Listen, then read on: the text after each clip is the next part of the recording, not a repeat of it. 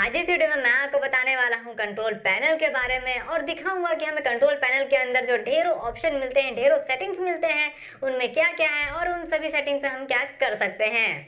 यहाँ पर control panel के अंदर हमें इतने सारे ऑप्शन देखने को मिलते हैं। जैसे हम कंट्रोल पैनल ओपन करते हैं तो हज़ारों तो सेटिंग रहती हैं, लेकिन वहाँ पर इतने सारे ऑप्शन रहते हैं कि अगर कोई नया कंप्यूटर यूज़र आके देखे उसे तो वो कंफ्यूज हो सकता है कि आखिर इतने सारे ऑप्शंस हैं किसके लिए, इतने सारे सेटिंग्स जो हैं ये क्या करते हैं। तो यहाँ पर इस वीडियो में उन्हीं सब चीज़ों को कवर करूँगा।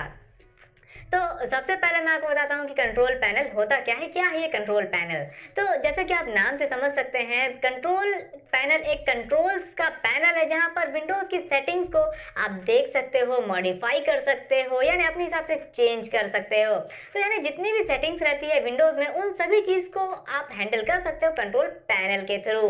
तो अब मैं आपको जल्दी से दिखा देता हूँ कि कंट्रोल पैनल के अंदर जो हमें ऑप्शंस मिलते हैं, वो जो इतने सारे ऑप्शंस रहते हैं वो क्या क्या काम करते हैं, क्या यूज़ करते हैं हम उन सब का। तो गाइस ये है हमारा कंट्रोल पैनल। जैसा कि आप देख सकते हैं यहाँ पर ढेरों ऑप्शन दिए गए हैं और कोई अगर नया यूज़र, कोई बिगनर अगर इन सब चीज़ को देखेगा तो काफ़ी कंफ्यूज हो जाएगा कि इतने सारे ऑप्शन हैं वो आखिर क्या काम करते हैं, इतने सारे ढेरों ऑप्शन दिए क्यों हैं। और आप इसको अलग अलग लेआउट में कर सकते हैं। जैसे ये एक लार्ज आइकन में है, आप इसको स्मॉल आइकन में कर सकते हो, आप इसको कैटेगरी वाइज भी कर सकते हो, जैसा आपको ठीक लगे। मैं प्रीफर करता हूँ लार्ज आइकन क्योंकि इसमें से आप थोड़ा डिटेल में ज़्यादा दिया रहता है। तो यहाँ पर जो सबसे पहला ऑप्शन है वो है एडमिनिस्ट्रेटिव टूल। और जैसा कि आप नाम से ही समझ सकते हैं ये एडमिनिस्ट्रेटर लेवल पे काम करता है। तो यहाँ पर आपको ढेरों तरह की सर्विसेज को कंट्रोल कर सकते हैं, कॉन्फ़िगर कर सकते हैं, तरह तरह की इंफॉर्मेशन दिए हैं, मैनेजमेंट आपको दिया। जैसे कि यहाँ पर सबसे पहले देख सकते हैं कंप्यूटर मैनेजमेंट। तो इसके अंदर जाएंगे आप तो इसमें system tool, storage, services and application, disc management आप यहाँ पर देख सकते हैं। जो अपने आपको डिस्क, जो आप हार्ड डिस्क ड्राइव, SSD वगैरह दी है तो उसको आप यहाँ से अच्छे से कंट्रोल कर सकते हो। और भी कई सारी चीज़ें हैं। यहाँ लोकल यूज़र्स एंड ग्रुप है, आप यूज़र को कंट्रोल कर सकते हैं और ग्रुप्स वगैरह को यहाँ पर आप देख सकते हैं। तो कई सारी चीज़ें यहाँ पर अलग अलग टाइप की दी गई है।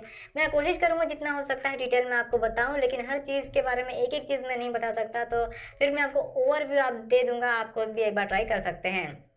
तो यहाँ कंप्यूटर मैनेजमेंट में ये है disk defragment and optimize drive. इसके रिगार्डिंग मैंने एक वीडियो बनाई थी, तो आप वो वीडियो को चेक कर सकते हो। जो डिफ्रैगमेंटेशन वगैरह है वो यहाँ से हैंडल किया जा सकता है और ये ऑटोमेटिकली हैंडल ऑपरेटिंग सिस्टम खुद करता है, लेकिन आप इसको खुद भी कर सकते हैं यहाँ से ऑप्शन, इस डिफ्रैगमेंट ऑप्शन में जाके। यहाँ पर डिस्क क्लीन अप दिया गया है, लोकल सिक्योरिटी पॉलिसी है। तो यहाँ पर इससे आप लोकल सिक्योरिटी अपनी मेंटेन कर सकते हैं। अकाउंट पॉलिसीज़ वगैरह हैं, लोकल पॉलिसीज़ वगैरह हैं और भी कई सारी चीज़ें हैं इसमें, आप एक बार देख सकते हैं। और यहाँ पर नीचे में दिया गया है परफॉर्मेंस मॉनिटर। तो ये इससे आप परफॉर्मेंस को एक बार मॉनिटर कर सकते हैं, कैसा क्या सब चीज़ चल रहा है। और बस इसमें इतना ही है। यहाँ पर प्रिंट मैनेजमेंट, तो यहाँ से आप प्रिंट सर्वर को देख सकते हैं। अभी फ़िलहाल प्रिंट सर्वर ये खुद है, इसलिए इसमें इसी का नाम दिखा रहा है।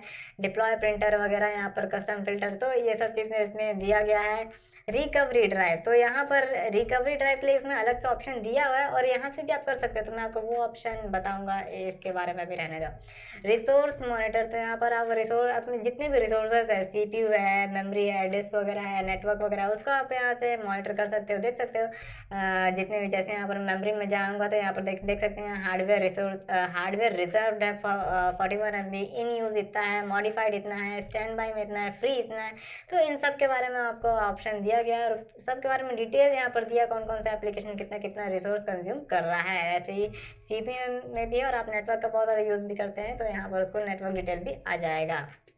तो नेटवर्क रिसोर्स मॉनिटर से आप कर सकते हैं सर्च। यहाँ पर सबसे इंपॉर्टेंट आपको लगेगा ये सर्विसेज। यहाँ सर्विसेज से मैं आपको विंडोज़ ऑपरेटिंग सिस्टम में जितनी भी सर्विसेज चल रही हो, विंडोज़ अपडेट से लेके, हाँ मेरे को सबको ये पूछते हैं कि विंडोज़ का ऑटोमेटिक अपडेट कैसे बंद करें हम विंडोज़ 10 में। तो यहाँ पर मैं बता दूँ कि आप सर्विसेज में जाके यहाँ पर नीचे विंडोज़ अपडेट नाम का एक होगा, कहाँ गया, ये रहा।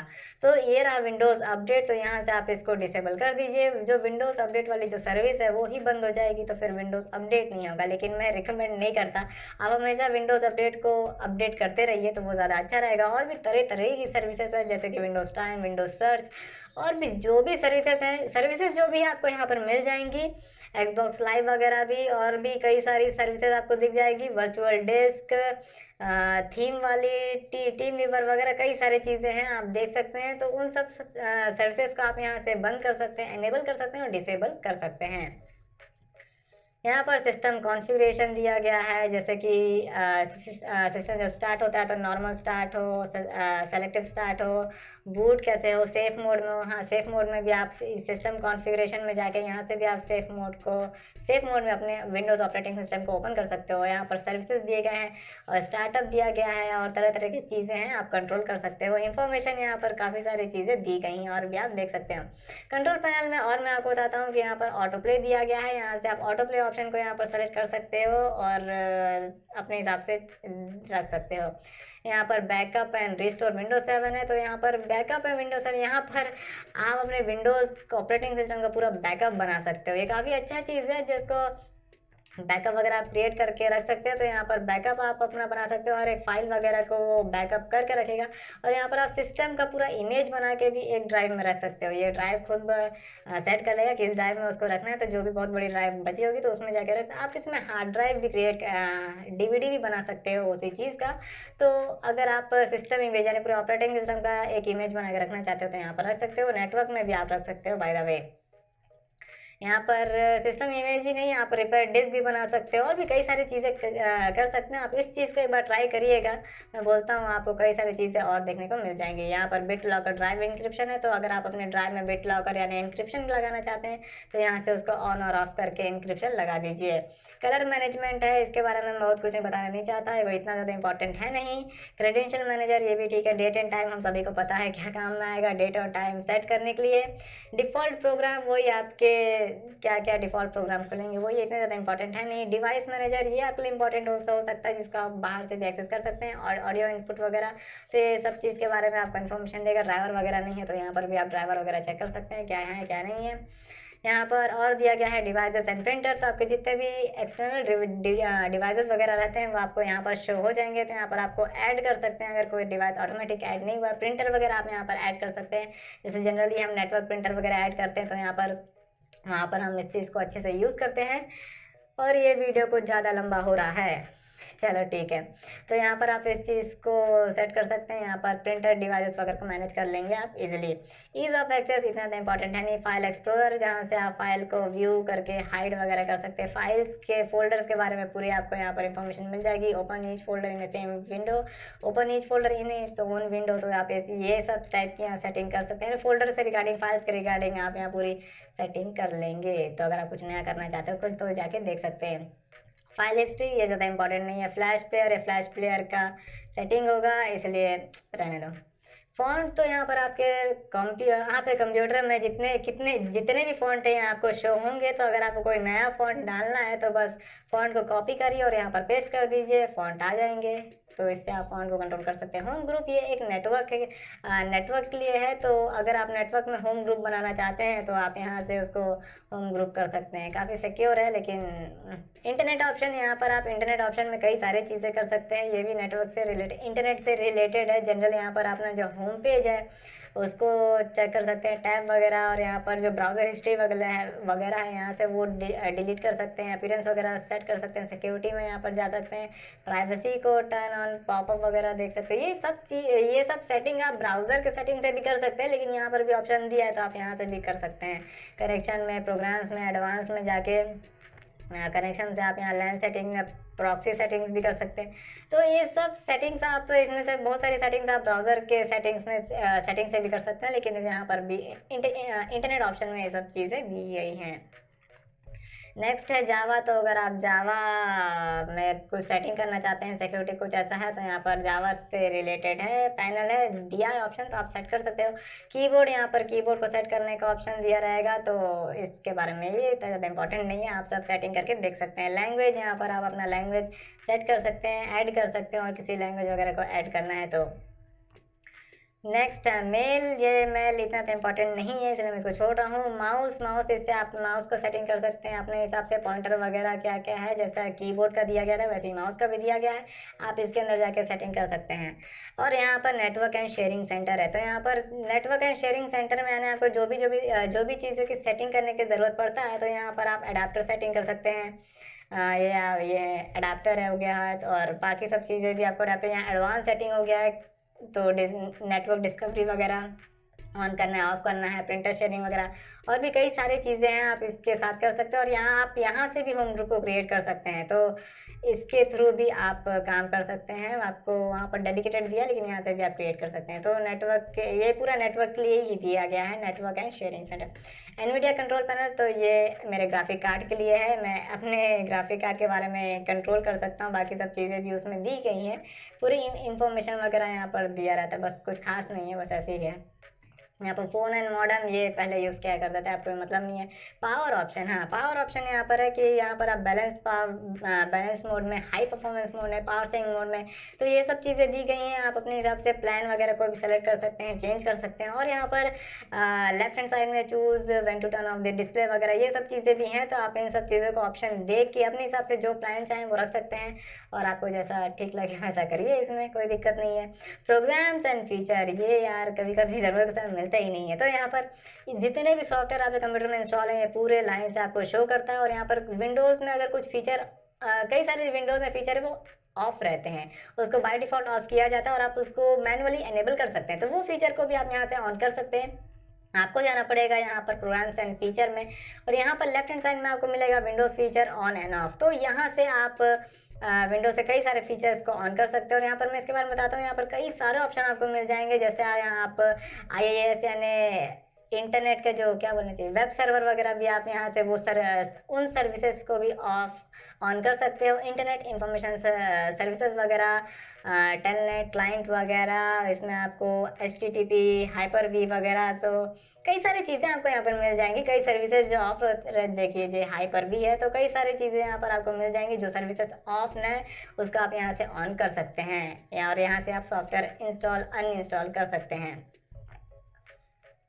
अगला चीज़ है यहाँ पर क्विक टाइम, ये इतना इंपॉर्टेंट नहीं है। रियल HD ऑडियो, तो यहाँ पर ये मेरे जो साउंड है उसका ड्राइवर है, तो वो उसका सेटिंग यहाँ पर ओपन हो जाएगा, तो वही है, ड्राइवर को सेट करना रहता है, कुछ नहीं। यहाँ पर रिकवरी, ये रिकवरी ऑप्शन काफ़ी ज़्यादा अच्छा है। यहाँ से आप अपने ऑपरेटिंग सिस्टम का एक रिकवरी ड्राइव बना सकते हैं। बेसिकली ये आप एक USB पेन ड्राइव में आप पूरे अपने जो विंडोज़ है उसका एक कॉपी बना लेंगे, तो इन फ्यूचर अगर आपका विंडोज़ करप्ट हो जाता है, ख़राब हो जाता है, एक्सेसिबल नहीं रहता है, तो आप इसको उस USB ड्राइव के थ्रू आप उसको दोबारा री इंस्टॉल कर लेंगे, तो इसके थ्रू आप एक USB पेन ड्राइव बना सकते हैं। और यहाँ पर एक रिस्ट्रिक्शन है कि आपको मिनिमम 32 गीगाबाइट की पेन ड्राइव चाहिए। अब ये क्यों है पता नहीं, लेकिन ऐसा है, बस यही है यहाँ पर।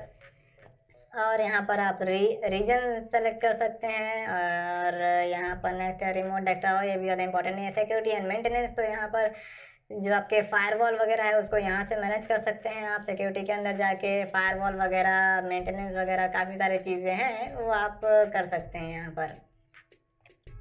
अगला है, कहाँ गया, सिक्योरिटी में साउंड। यहाँ पर साउंड, आप साउंड का सेटिंग कर सकते हैं। जितने भी साउंड आपको इनपुट डिवाइस दिए गए, जैसे स्पीकर है, स्पीकर के अंदर प्रॉपर्टीज़ वगैरह में जाके मैं इसके लेवल्स वगैरह को सेट कर सकता हूँ। तो ये काम मैं यहाँ से भी कर सकता हूँ, लेकिन वो यहाँ पर दिया हुआ है। रिकॉर्डिंग के लिए अगर माइक्रोफोन वगैरह है तो यहाँ पर दोस्तों सारी सेटिंग्स यहाँ पर साउंड के रिलेटेड हम यहाँ कर लेंगे। स्पीच रिकॉग्निशन है, तो ये माइक्रोफोन के लिए काम हो जाएगा। स्टोरेज स्पेस वगैरह है, तो इससे आप एक नया पूल वगैरह जनरेट कर सकते हैं। रेड वगैरह शायद यहाँ से भी कॉन्फ़िगर आप कर सकते हैं नया पूल जनरेट करके।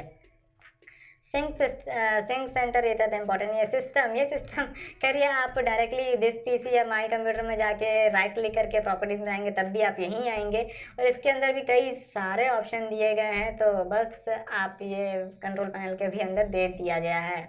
यहाँ टास्क बार नेविगेशन है, तो आप जैसा इसको ओपन करेंगे तो आपको यहाँ टास्क बार के सेटिंग और नेविगेशन बाकी सारे सेटिंग के उसमें ले आएगा। तो यहाँ पर आप टास्क बार को लॉक कर सकते हो, ऑटोमेटिकली हाइड कर सकते हो, बैकग्राउंड वगैरह कलर बाकी सब दिया है, तो यहाँ पर इसको आप टास्क बार में देख सकते हो। ट्रबल शूटिंग है, तो अगर आपको कुछ प्रॉब्लम है तो यहाँ से आप ट्रबल शूटिंग वगैरह कर सकते हो। यूज़र अकाउंट है, तो अगर आपके यूज़र क्रिएट करना चाहते हो या फिर यूज़र एडिट करना चाहते हो तो आप यहाँ से यूज़र अकाउंट में जाके यहाँ से आप कई सारे चीज़ें कर सकते हैं। यूज़र के लिए उसको आप नाम चेंज कर सकते हो, अकाउंट टाइप चेंज कर सकते हो। जैसे अकाउंट टाइप में आप उसको एडमिनिस्ट्रेटर बना रहे हो, स्टैंडर्ड बना रहे हो, गेस्ट बना रहे हो, तो वो सब सेटिंग आप कर सकते हो। पासवर्ड रख सकते हो, मैनेज कर सकते हो, कई सारी चीज़ें यूज़र के रिगार्डिंग आप यहाँ पर कर सकते हो। लेफ्ट हैंड साइड में आपको और भी कुछ कुछ चीज़ें आपको मिलती है, आप जाके एक एक ऑप्शन को चेक कर सकते हैं। विंडोज़ डिफेंडर फायरवॉल, ये विंडोज़ का फायरवॉल है, तो ये फायरवॉल का सेटिंग वगैरह है और कुछ नहीं है। अगला ऑप्शन है ये विंडोज़ 2 गो, तो ये काफ़ी इंटरेस्टिंग ऑप्शन है। मैं बोलूँगा इसके थ्रू आप लाइव ऑपरेटिंग सिस्टम का यूएसबी पेन ड्राइव बना सकते हैं अपने विंडोज़ का, तो काफ़ी अच्छा चीज़ है मैं बोलूँगा। और किसी भी अदर कंप्यूटर में आप उसे यूज़ कर सकते हैं। अब बस आपको उस पेन ड्राइव को उस यूएसबी से उस पेन ड्राइव से पुट करना है और आप अपने विंडोज़ ऑपरेटिंग सिस्टम को किसी भी अदर सिस्टम वगैरह में ईजिली और अच्छे से चला सकते हैं। लेकिन यहाँ पर एक चीज़ है, जो भी पेन ड्राइव आप यूज़ करेंगे एटलीस्ट उसको 32 गीगाबाइट का रहना ज़रूरी है। सॉरी, मैं इस चीज़ को मैं यहाँ रिकवरी ऑप्शन में बता रहा था, लेकिन वो यहाँ नहीं है, वो यहाँ पर है। एटलीस्ट उसको 32 गीगाबाइट का होना ज़रूरी है, तभी आप उसको जो विंडोज़ 2 गो में आप उसको live operating system, live Windows बना सकते हैं। तो ये काफ़ी अच्छा ऑप्शन है, इस चीज़ को आप ट्राई करिए, ये कहीं ना कहीं आपको काम आएगा और आप घर में ही बना के एक एक्स्ट्रा रख सकते हैं। आप यहाँ पर रिकवरी के थ्रू भी आप अच्छा एक अपने बूटेबल पेन ड्राइव बना सकते हैं विंडोज़ का, और आप इसके थ्रू एक लाइव विंडोज़ भी तैयार कर सकते हैं। तो काफ़ी अच्छा ऑप्शन दिया गया है इसमें। पहले ये जो ऑप्शन था वो एंटरप्राइज एडिशन में था मैं बोलूँगा विंडोज़ के, अब ये विंडोज़ 10 के जो होम एडिशन वगैरह है, प्रो वगैरह है, उसमें भी दे दिया गया है। तो गाइस उम्मीद करता हूँ आपको वीडियो पसंद आई होगी और आप समझ गए होंगे कि जो कंट्रोल पैनल के अंदर हमें ढेरों ऑप्शन देखने को मिलते हैं वो क्या काम करते हैं, कैसे काम करते हैं और आप उनको किस तरीके से अपने लिए काम में ले सकते हैं।